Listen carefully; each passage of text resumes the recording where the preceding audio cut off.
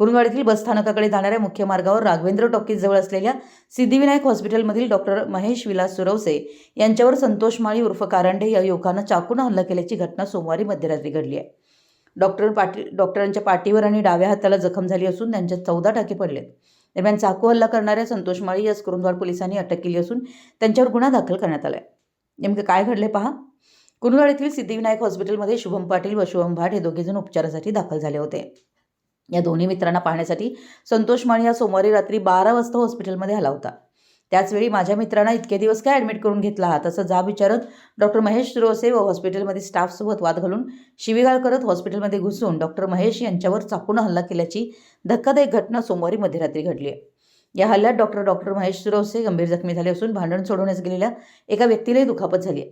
दरम्यान या हल्ल्यात डॉक्टर महेश विलास सुरवसे वय 26 राहणार स्वामी समर्थ कट्टा कुरुंदवाड, मूळ राहणार रांजणी तालुका पंढरपूर व अविनाश वाले राहणार कुरुंदवाड असे दोघेजण गंभीर जखमी झाले.